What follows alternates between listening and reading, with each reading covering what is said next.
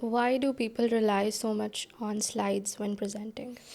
Again, I get this question and I've seen it go both ways quite a lot. So there's that old saying, death by PowerPoint. And we try to avoid death by PowerPoint at all costs. And even though it's now an older concept, you'd still be very surprised at how many people still think that if they have 10, 15, 20, 30 PowerPoint slides, that helps them explain themselves a little bit better. One thing that we work with our stakeholders very closely on is that it's not the slides. The slides are just a tool to help people understand what you're trying to say.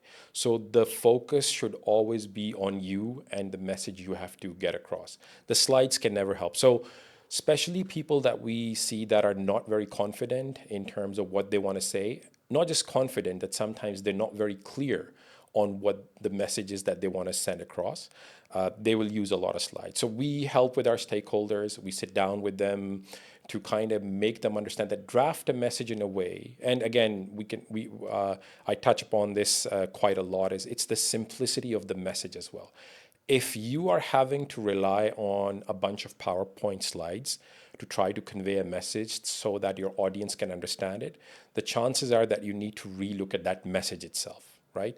So the more simplified the messages, I mean, we're not talking about topics which are extremely technical, of course, but if your audience is unable to grasp what you're saying to them and you need to put that data and all of that messaging on a slide and try to explain that off the slide, usually we would say that maybe you need to relook at the message and redo that. So hiding behind PowerPoints is an absolute no-no. It kind of diminishes you as a presenter, as a speaker.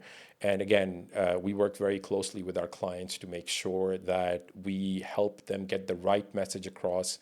PowerPoints can always help, but you would see slides where we did have maybe two or three words on it, and then you go and you explain what those are. So again, as I said, PowerPoint is a good tool, but you should never use it as something which is to, let's say, to hide behind.